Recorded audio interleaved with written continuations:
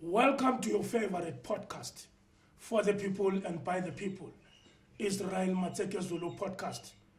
My name is Israel Matseke Zulu, aka GP Ma Orange. Allow me to introduce my guest today. My brother, how are you? Hey, I'm fine. How are you? Yeah, you are comfortable to speak with any indigenous language. It's not compulsory to khuluma isilungu. Ngiyabalansa nje ukuthi even for those who are interested to listen to us who doesn't understand Zulu and Sotho, but they must also be with us. Yeah. But you are free to speak with your own language, Tsonga, Zulu or whatever. Asiqale la mfoka baba, what's your name?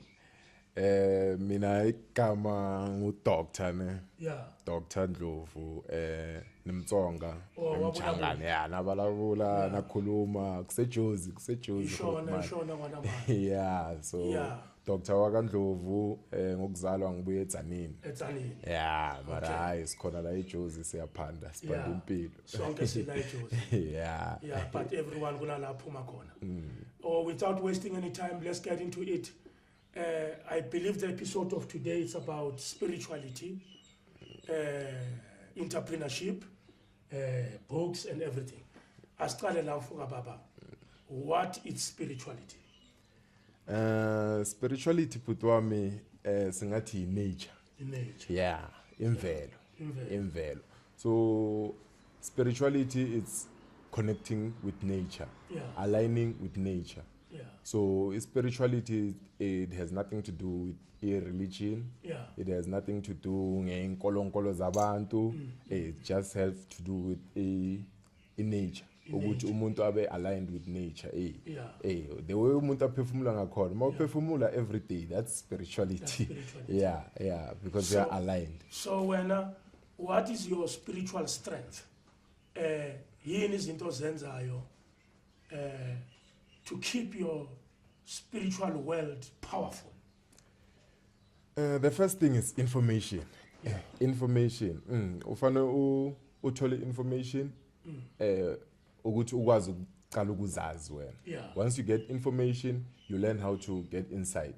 Yeah. Lento sithi intuition. Yeah. Phakathi kwakho, phakathi ku Introspection. Yes. Uzazi Uzazi wena phakathi. Self awareness yangempela. Self-awareness. Yeah, so my strength is getting inside and getting the powers. Yeah. From inside me. From inside you. Yes.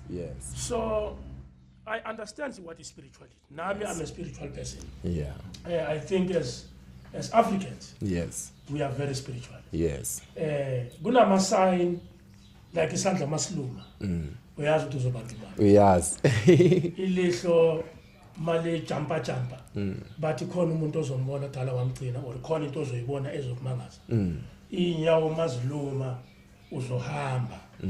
So ngifuna lawo ma elements ukuthi kuwe wena ibody yakho icommunicator nawe kanjani into your spiritual world. Amapha ama sign ohlangabezana nawo lawa to make you believe ukuthi no, you are a spiritual person. Ama sign ngathi kakhulu semaphupheni.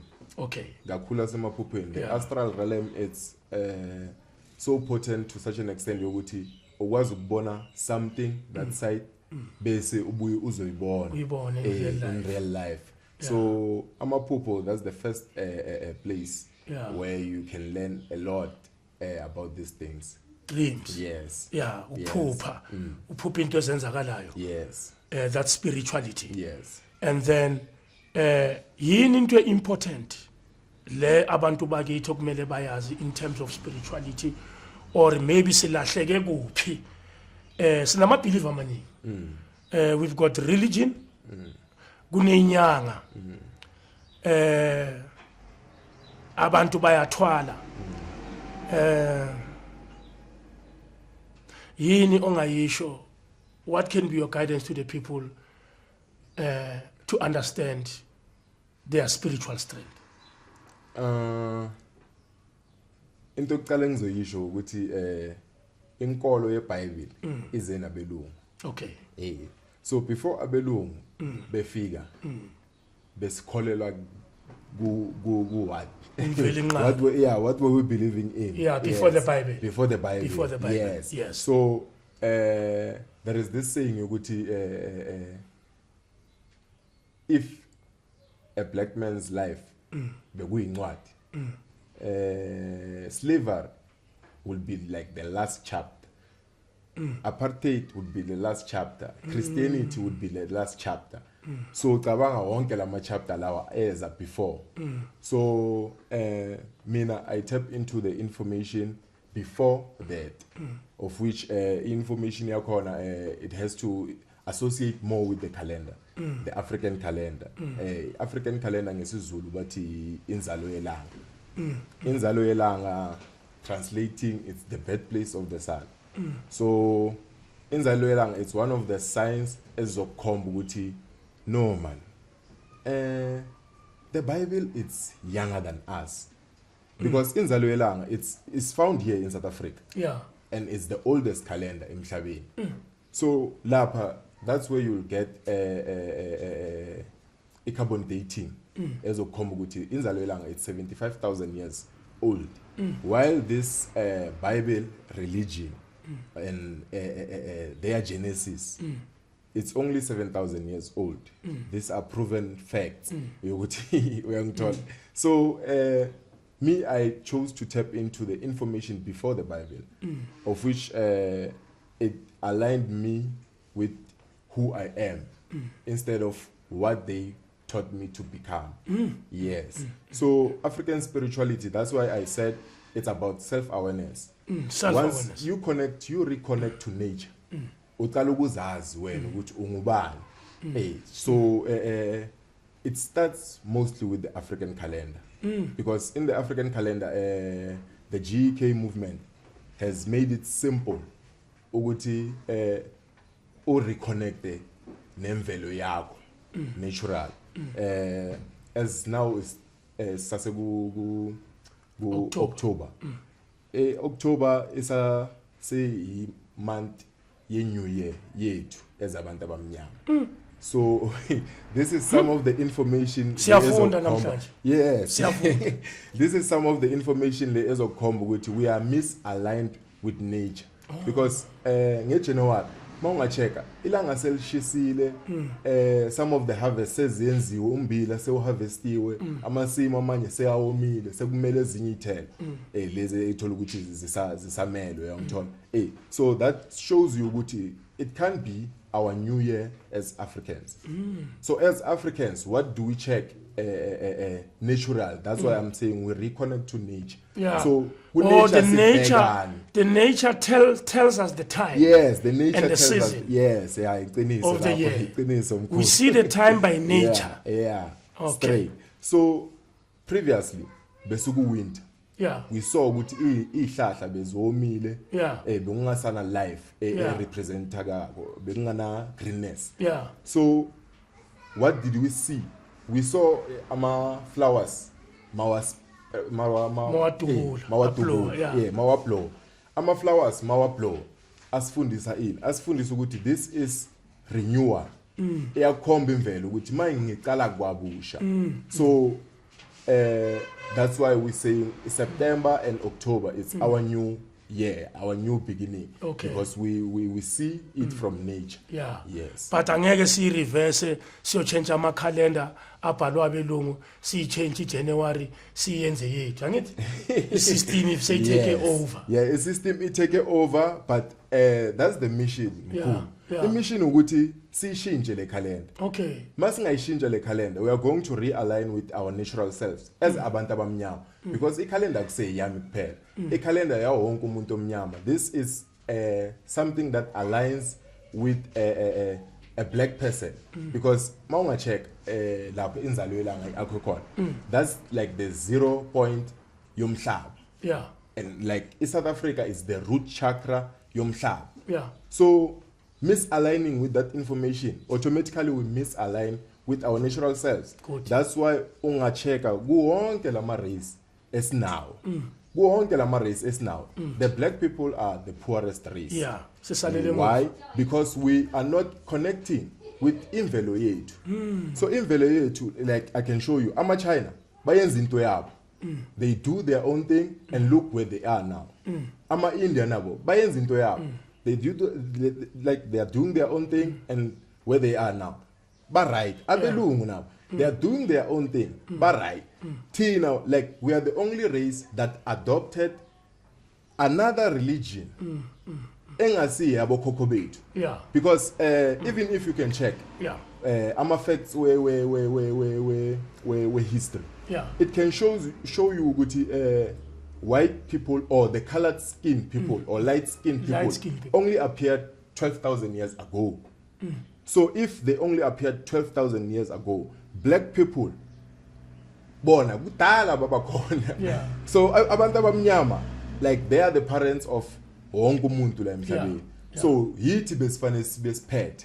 But just because they succeeded in misaligning us, now we are the poorest race. If like today South Africa can adapt to the African calendar, automatically izinto ziyo align, abantu boyo align, then you are going to enhance your inner you. When you enhance your inner you, uzozimangaza nawe ukuthi bengazi ukuthi ngiyayikhona lento. Uyayibona ukuthi njani? Immediately you start aligning with your inner self, automatically, because your inner self is your old self. That's why ngenkulumo yethu yesintu ngeke ngithi sawubona. I have to say sanibonani. Because I'm recognizing the spirit that's inside you that has carried so many bodies as is it before. So you are here because ubaba wakho bekala. I'm a repeated. Yes, you are repeated. Spirit sidala nathi, sidala kuthi. Yiko namagama basinika amagama obokhokho. Yes. Bathi ukhalela igama. Bathi ukhalela igama. Awakhalelanga igama lomuntu, ukhalela igama lakhe. Because uyasikhumbula lo mntwana. Umntwana makavela, uyasikhumbula ukuthi ubani. That's why mawungacheka like i-conscious yomntwana, it's much more greater than thina abantu abadala. Because umntwana akakabi fed with this system le bayi-create. Yes, akakacolonize. Because namanje singathi colonization ayisekho because akunama chain ezandleni zethu. But the chains are in the mind. They've gave us a false religion. They've gave us a false God.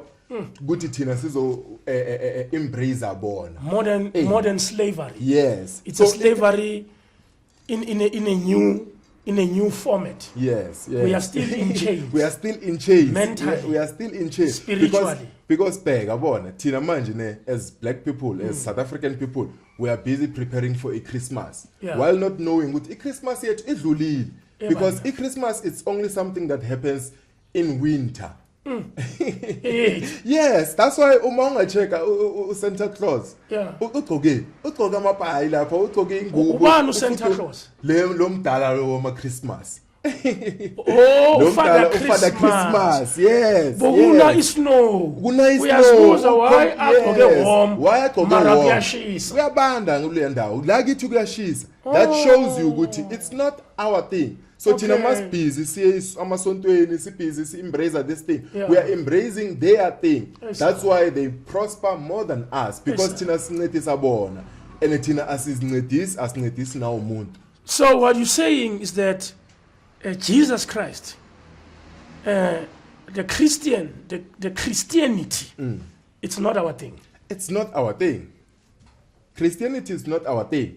Hey, I can touch kancane ku Christianity. Ku Christianity we can check the Council of Nicaea. the Council of Nicaea lapha abo Constantine and some other explorers and some other writers ila bahlangana khona coming in with manuscript from different kind of regions zomhlaba. So they came with this manuscript and tried to maneuver a new form of religion so that they can control anyone. The system. Uyangithola ukuthi njani? So that they can fit in. Yes. The introduction of the Roman Catholic Church was the beginning of colonization. Uyangithola? That's why mawungacheka they send missionaries. Those missionaries will come in with a pastor or a father. Yeah. They establish a Roman Catholic Church. Then they open a Sunday school. They teach you foreign subjects. Automatically lapho bayenzeni sebakhonile phela manje mabafika bathola abantwana abancane babafaka esikolweni bathola abantu abadala babafaka esikolweni babafundisa ukuthi hayi le phepha leli imali mangukunika le phepha unganginika anything la. I'm teaching you that mara thina ngokuya ngathi I value yalento le it was defined by I value yalento le uyayibona. So barter trading was defined by I value ya something mangabe ungilethele isaga las lempuphu for example ngokunika isaga lamazambane. Yeah, people used to trade. Exchange. Yes, exchanging things. Then they came with a paper. They came in with they teach you ukuthi this paper holds value of isaga lamazambane. Now they give you the paper instead of giving you isaga. Phela manje we're just living on printed paper. Bangavuka bathi ha if you can remember dollar yase Zimbabwe used to expire ngalesa sikhathi sasekhona. After certain years they expire just to show you but imali expiring. Yes, but imali expiring ayisasebenzi ukuthi le iphepha lento iphepha it doesn't even I'm hold with you. value. It can be rewritten. Yes, anytime uyangithola ukuthi njani they can change the scenario but no le phepha lisasebenzi. Yes, sebenza ngesystem eso and it's manipulate leyo system because you don't even know why they say 10 rand is a 10 rand. By evaluate nani by evaluate by rate ukuthi le 10 rand iyophelela ilingana nani asazi ukuthi le 10 rand ilingana nani.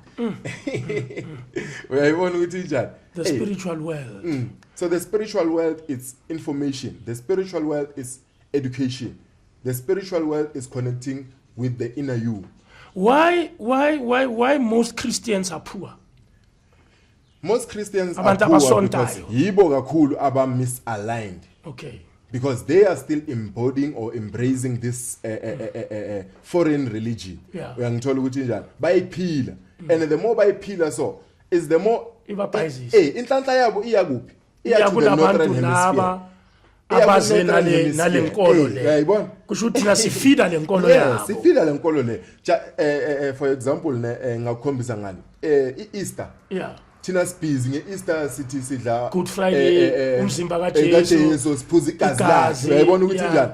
If you can go to Europe ebalungwini they are not celebrating that babhizi ngamaqanda those Easter egg and Easter bunnies. Uzibuza ukuthi ama cross hot cross bun izinto zethu zikuphi zokoJesu uyabona kanjalo kusho ukuthi uJesu wayenzelwa thina uJesu wayenzela thina uyabona that's why yabona they try to hide this thing in open sight. They say ukuthi uJesu is the son while leso spirit abas embraceayo ukuthi is 3 days yafa 3 days. Yes, it's all about the movement of the sun. Ilanga uyayibona ukuthi njani ndile because ilanga lithatha 3 days ukusuka from the northern hemisphere ukubuya to the southern hemisphere and that happens kibo nge April. That's why it doesn't have a date because they are misaligned nge-calculation yamalanga wabo. Uyangithola ukuthi njani baqala babheka isnow ukuthi isnow siyaphela isnow siqala ukuphela babona ngani babona ngeenkuku lesa sikhathi before ama incubator nani babona ngeenkuku ziqala ukuleya amaqanda babona ngama rabbit aqala ukuhamba la cause iice iphumile because ama rabbit bebasifihle ngaphansi uyayibona ukuthi njani. So those people they used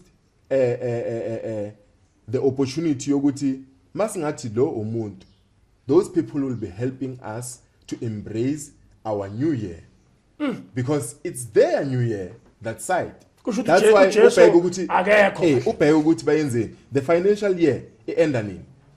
February. Yeah. They're calculating their money. Then they are going into their December. They are going into their new year. Boyo celebrate. Banemali, bana everything. Ngiyangithola basikhathele wonke ama-shares. Thina sikhathele December. Bona baya February emadebeni. Bayahamba ukuthi njani. So that's how this system has played us. So the Indians, they also have their own Christmas. Yes. Yeah, ngoba ngithi ngiphuma ngale Marlboro ngiyabona ba celebrate mara aba celebrating a date. Yes, even the Chinese. What is your take on that? Educate us what's happening. Because they calculated, they saw they never detached from their spirituality. Yeah. That's why I'm saying spirituality is nature. They notice spirituality is nature. Yes. They notice something. Ukuthi ngalesikhathi kuyenzakala so na so. Because this thing uhlanganisa nature imvelo uphinde uhlanganise neastrology. The studies of the stars. Uyangithola ukuthi njani? Astrology. In the African calendar we learn ukuthi there are deacon stars. Lama stars lawo amuva ngama pairs. Wama 10 days. When you calculate them, you end up with the 360 circulation of the sun or of the movement of the sun around the earth. So that teaches us ukuthi spirituality is connection with nature and astrology. The movement of the sun, the position of the sun shows something. That's why Christmas, it's all about the movement of the sun. Okay. Christmas ilanga liyenzani liyavakasha because it's winter. So ilanga malivakasha, it becomes close to the earth. Uyangithola ipampa enough hydrogen because ilanga angithi lisikhipha warm. So ngewinter liyazwela libuye for one day. Just to give us that heat nyana. Uyangithola ukuthi njani that heat nyana. So that is the birth of Christ. It's manipulated. So where do you get that calendar you're talking about, the African calendar? The African calendar, you can come to Eatingland, Sayipata, Mara. The African calendar, it's from the GK movement. You can search the GK movement, buy it online. But if ufana nami usaba ukuthenga izinto online, the African calendar. Yes, African calendar. And the African calendar teaches you ukuthi there are two halves. African royal. There are two halves. Ancestral prayers. Yes. I think this is the most important book. That's the most important. That's the first book of this one can restore you. Yes. This is the most important book kumuntu omnyama because it teaches you ukuthi it has two halves. The first 6 months from 23 September to 23 March. Ikufundisa ukuthi isikhathi senyama. So isikhathi senyama in which way? In this way, you can feed inyama, you can buy clothing, you can buy material things. Other half from 23 esga March uyofikela nge-21 or nge-23 zaga September. It's your spiritual half. So the spiritual half meaning ukuthi isikhathi sakho sokuguda, isikhathi sakho sokuthandaza, isikhathi sakho sokumanifesta izinto ozifunayo from 23 zaga March. Yes, up until 23 zaga September. That's your spiritual half of the calendar. Isikhathi sokureconnect. Yes, you reconnect with your inner self. Yes, that's why ungathola ukuthi izinto ziyakubhedela ngaleso sikhathi. Just because akusi isikhathi senyama. Inyama ibenefit wona isikhathi sakho sokuthola ama incwadi, uthenga ikalenda, ufunde uzifundise ngalemvelo. Uyangithola so that ufast. Yes, you will do a lot of fasting food. Ufast because the more you fast is the more you release the outside things inside you. Uyangithola ukuthi njani. The more you meditate is the more you become quiet. Mawuba quiet ungana ras, ungana music, you connect with your inner self. You're reconnecting with your inner self. So spirituality is about that. Once you reconnect with that person, automatically you start striving empilweni. And at the same time you thrive futhi kuphi mathongeni. I know people are watching and people are very interested. this is my question. I'm a product of a Christian colonization. We were captured from, when we were born, Yeah. Hey. Sunday school, church, until we graduate to the matric level. Here we are today, we've got platforms, Zama Podcast. Yes. The YouTube, the social media made things easier now for people to come and share stories like this. This is for the first time. How do we restore people to go back to the original spirituality? Konamanye simamele umzalwane. He's getting affected. As we speak, with no Jesu, he fake. Yeah. Akusowe to Jesu. Ujesu Straight. wangifela. So, umntwana abantu udizi manje. Obhekelele le episode ukuthi phela manje ngiyalahleka manje. NeBhayibheli lakhe yalibheka ukuthi lento lemele ngiyishise kahle kahle. Sawashisa amabhayibheli. Yeah, so how do we go back to our originality? The simplest way is to getting a copy, the calendar. Your calendar. Once you know the calendar, you start asking Lama principles. Because even the zodiac signs, if you know about the zodiac signs, Guma zodiac sign, there are people connected with the northern hemisphere zodiac sign. Because this calendar, SC7 sign, is the northern hemisphere calendar. So you think you are your zodiac sign, while you are the opposite of that. So the calendar will teach you that. So once you know your zodiac sign, automatically you know your talent.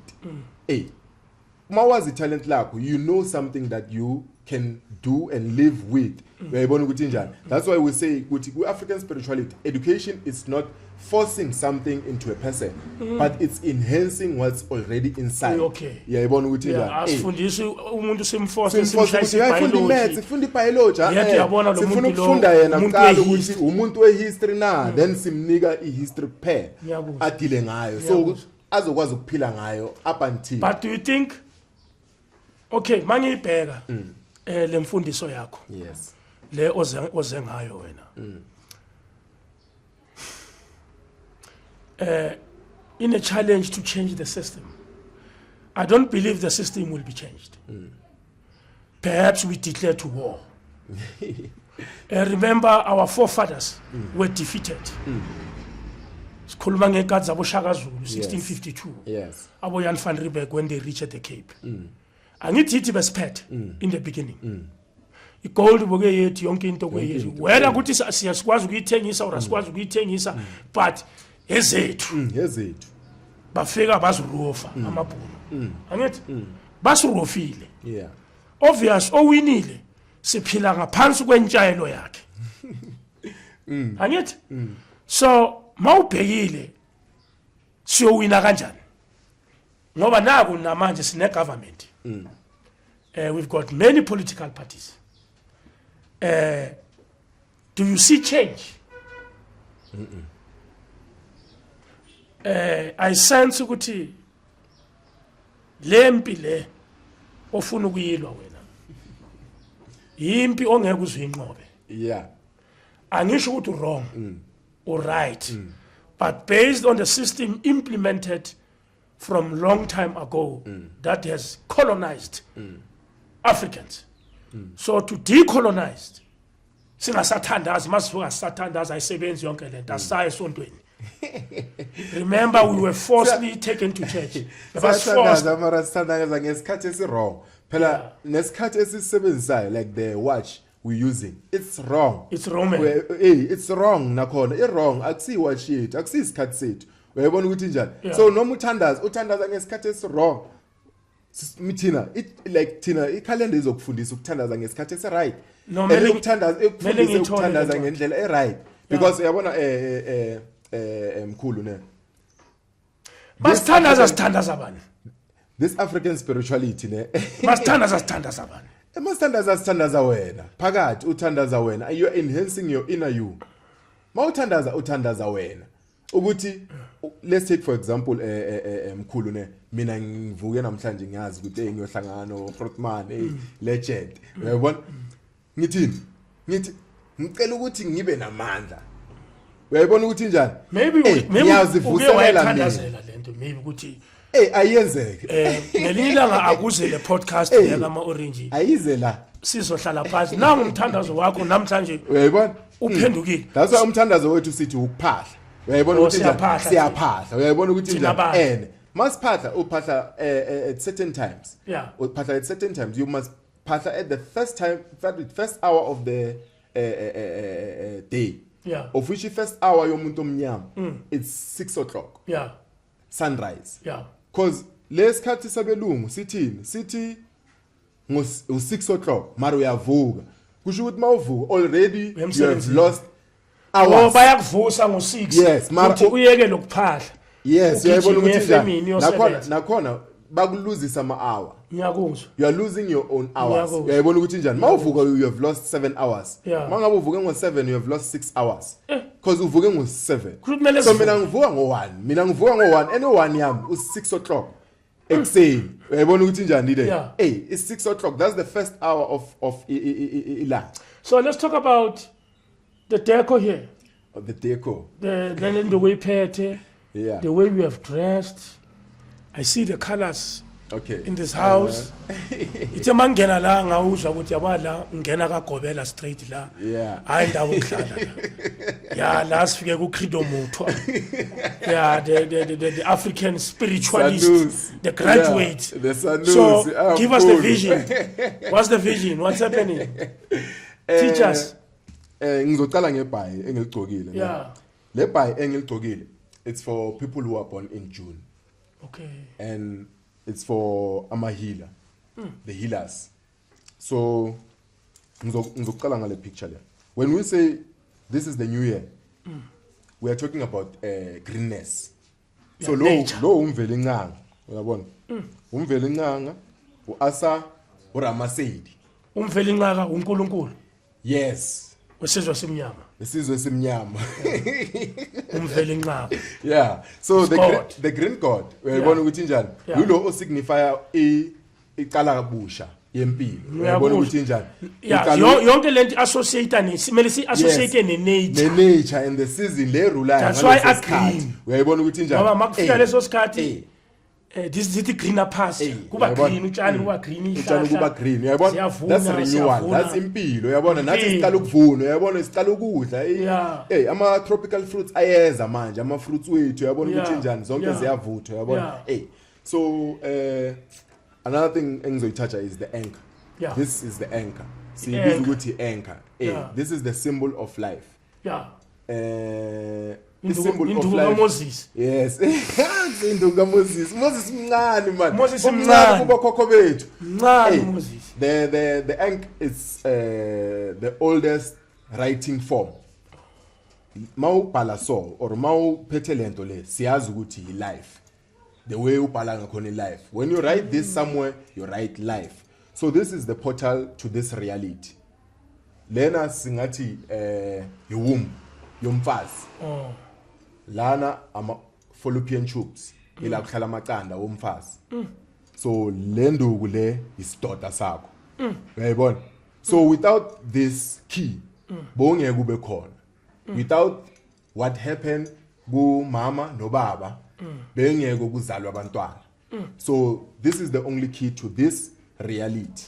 I-Ankh. We hold this because it signifies a life. Okay. Uyayibona ukuthi njani? Sifuna ukucontinue i-life. Sifuna ukuthi sibe nabantwana, abantwana nabo babe nabantwana. I-life iye phambili. Yeah, impilo iqhubeka. Yes. So can one survive? Siyafundisa phela manje. Yes. Sizala abantu kabusha ke manje. Yes. Yeah, senza abantu born again in an African spiritual world. Yes. Can one survive without going to church? Without having fear ukuthi manga esontweni shoda ngike ongena ezulwini. Ngifuna sidiscuss leyo ndaba leyo ukuthi izulu leli le heaven le esitshelwe ngayo ukuthi siyophila kamnandi masifike ezulwini. Yathi siyahlupheka emhlabeni. Khona abaphila kamnandi. Khona abaphila kamnandi. ene yilabo abasitshela ngezulu ukuthi wena no uzoba mnandi Ezulwini. mawufika ezulwini iFerrari yakho Uzoyithola uzoyithola le ezulwini mara la emhlabeni uzohamba ngeenyawo uzohuzuka. Yeah. Let's indulge on that. Njengoba ushilo mkhulu ne ukuthi sizalwa as ama Christians. Nami ngizalelwe ku Christian family. Yeah. Uyabona ukuthi njani? Sifostiwe kahle kahle. From 2014 Yeah. ngayeka mina lento le Yeah. yama Christian. Yeah. Ngathi akuseyami le. Yeah. It's too limiting. Ngeke ingikhiphe like the inner me. Yeah. I will never know myself la kule nkolo. Uyabona ukuthi Yeah. njani? And I've survived without going to church for all those years. Yeah. Uyabona ukuthi njani? Yeah. So basically kulento le yokuthi vele abantu bafane babe born again. People must be digest this information.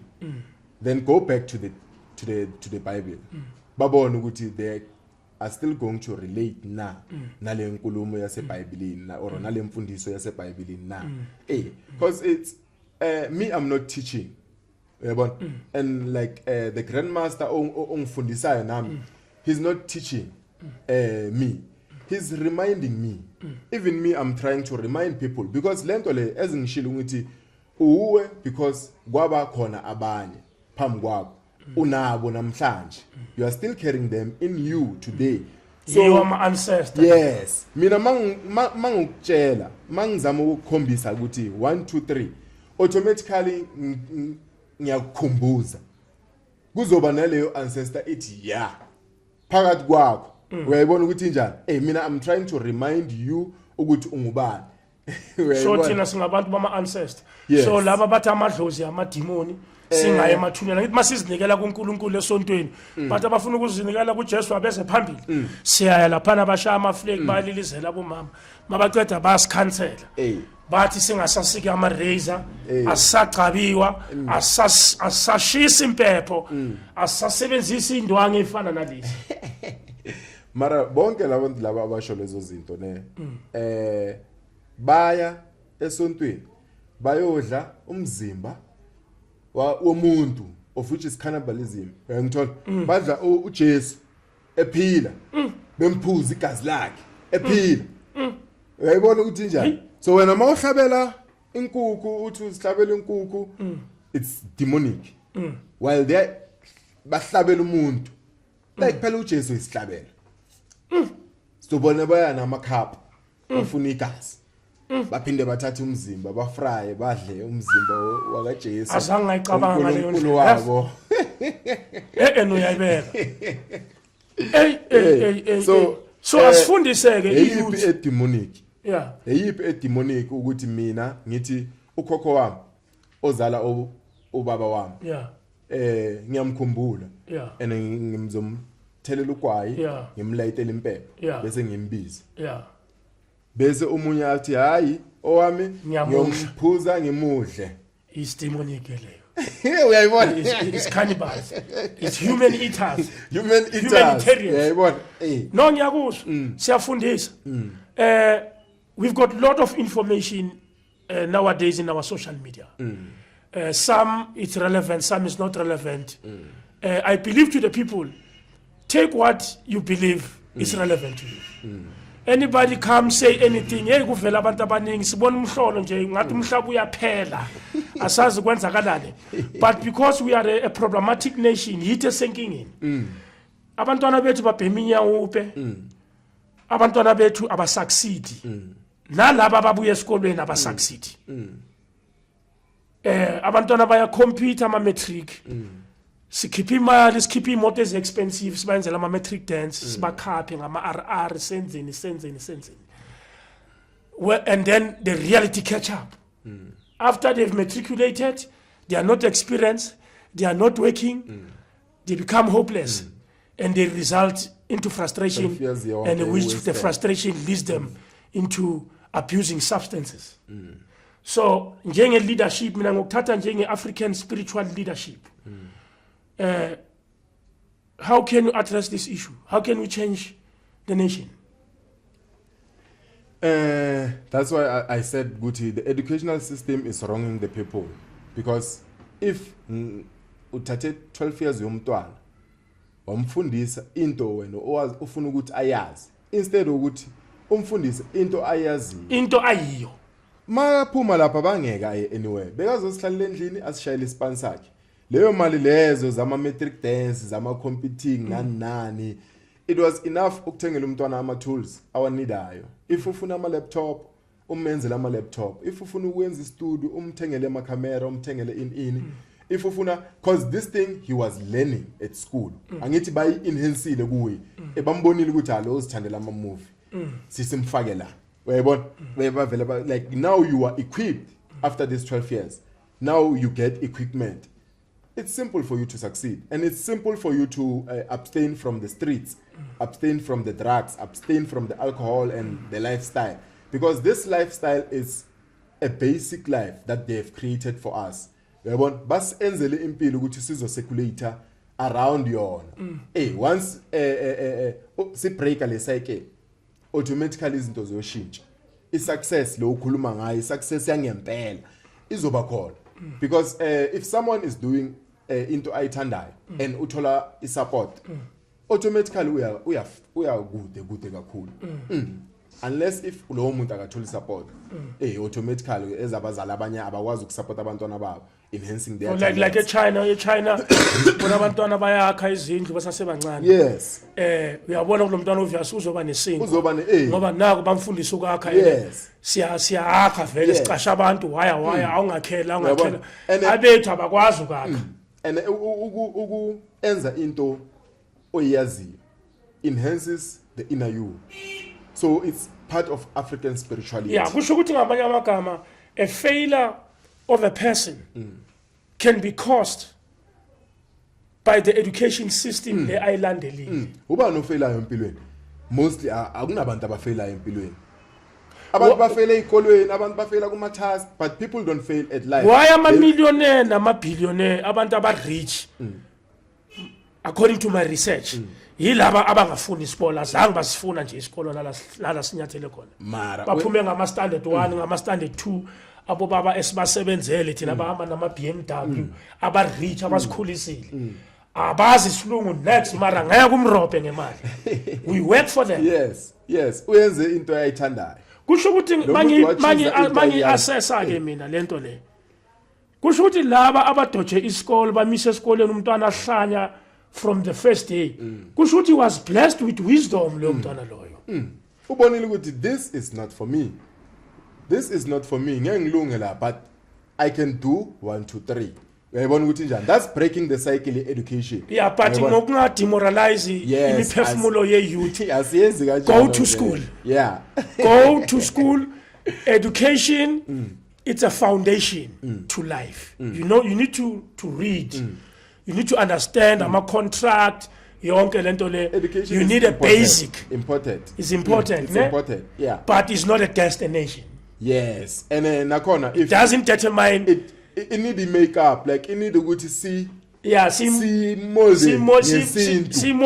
Yeah, see molding ngesintu like some of the schools are doing it. Uyabona ungathola ukuthi there's a high school ehlangane ne college whereby umntwana from grade 8 can do certain skills. Welding, yes, engineering, uyabona ukuthi njani. Yes. That's the education that we want for that's everyone. The education we want. No, asibeke straight singayilenda. That's the education we want for everyone. Ukuthi umntwana azazi ukuthi mina ngigood kwini la. Iplanka, insimbi, icomputer yini mar uzoyazi from a young age and born if uqala ku grade 7 or grade 8 una enough chances yokuthi next year angachoose enye maka uyofika ku matric already uyitholile le ayifunayo ehambelana naye. Let me take you back somewhere.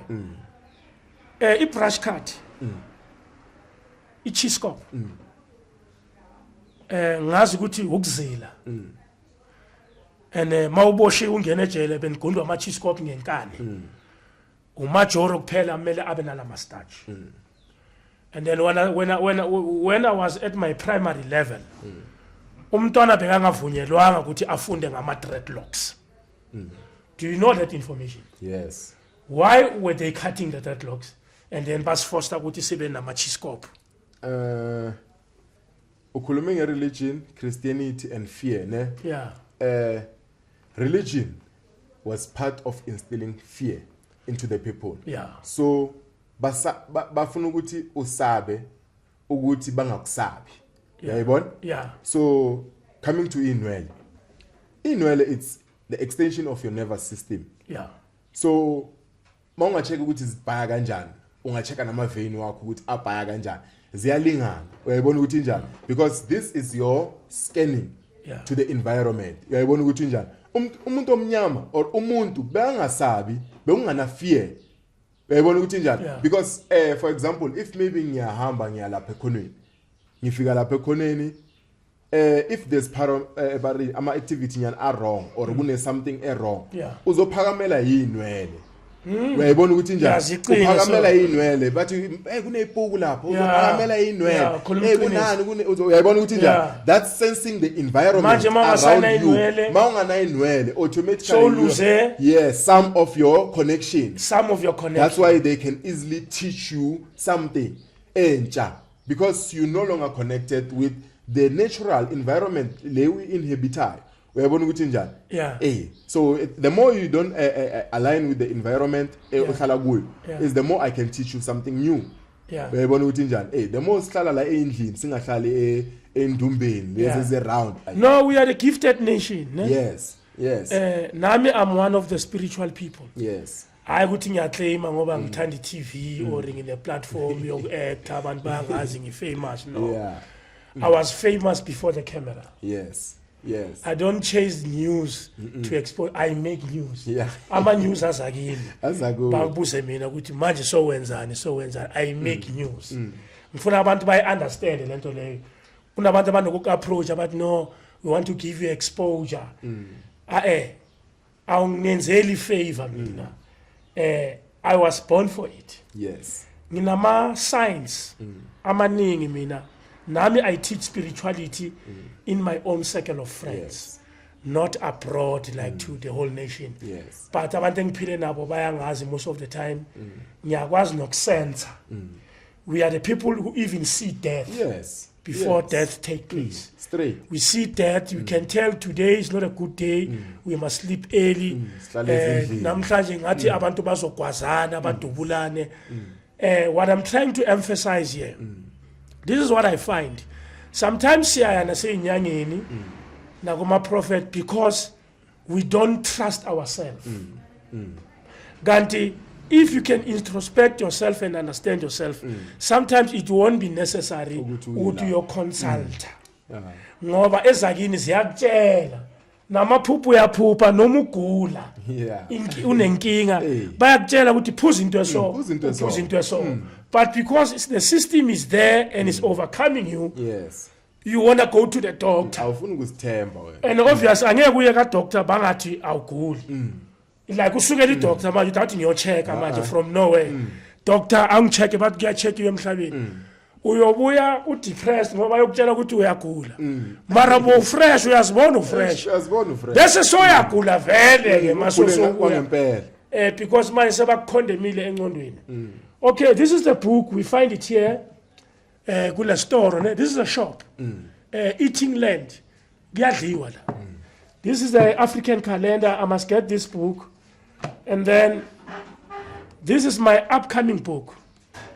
I've written this book. 2023, now it's 2025. It's titled Born on the 28th of December. But it's Thuliskandaba. Thuliskandaba is Thakazelo Sikamakeba.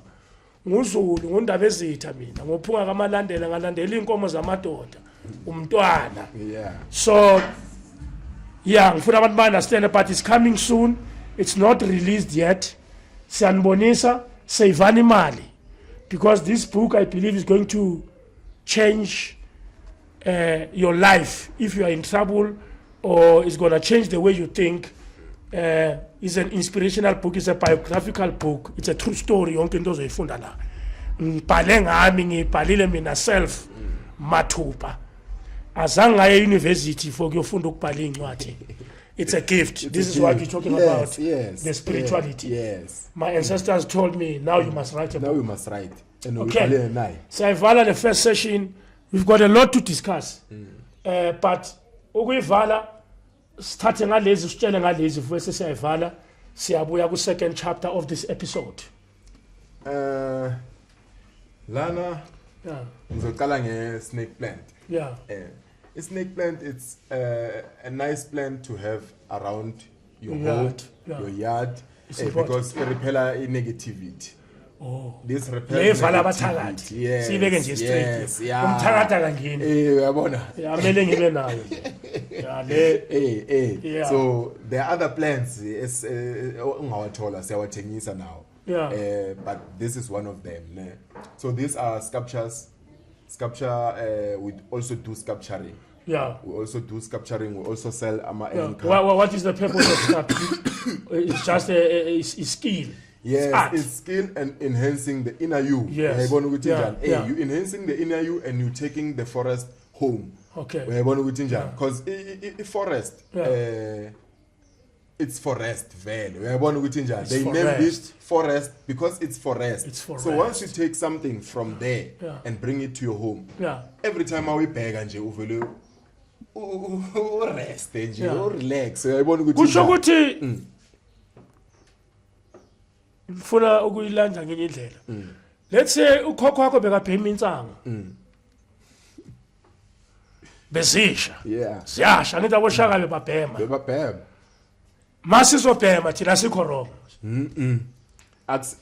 Akusini insango, Yeah. but Ugwayi wesizulu. isango, like Oh. it's the gateway Oh, to the isango. intuition. Esangweni. Unokuzwa nawe ukuthi mangabe uyabhema uzozwa nawe ukuthi eshaya angabhemi angizizwi. Yeah, athi Uyabona? ngithi, Mangathi uthi shama uyabhema nyana uqala ukungena phakathi. Yeah. Uyabona uyarelax. Uyamuzwa. Bamangala lo muntu lo bekabhiza so relaxed uyabona, Yeah. because you have entered inside esangweni. Uyabona ukuthi njani? Ngiyakuzwa. It's the gateway to the inner you. Yeah, mara sithi uhambe usukela insango uthi Asisho bathi sibhema kanjalo. insango. Ibhenywa abantu abayibhemayo. Abanye mabayibhemile bayahlala. Yeah. Abanye baba lazy. Yeah, Abanye yeah, mabayibhemile iyavilapisa yona. baba ama hard worker. Abanye baba slim. Baba slave. Ne? Abanye Yeah, baba mara dope. sithi mayobhala exam uyobhema uzofela uyoreverse amagama lapha. Ayihlangani nencwadi lento le. Sekuthi That's siya why unfold into zabo dad. Ifune like ngesikhathi sokurelax. Mangabe Ukurelax. ngeke uzothi uyayishaya emsebenzini. Yeah, Ngeke ngithi or ngiyashaya uyashaya ngizalana. uyofunda. Uyabona? Never. Izokwenza nervous. Izokwenza nervous, izokubhayizisa. Izokubhayizisa, izokufakela uvalo. That's why we say it's spiritual, it's more spiritual than recreational.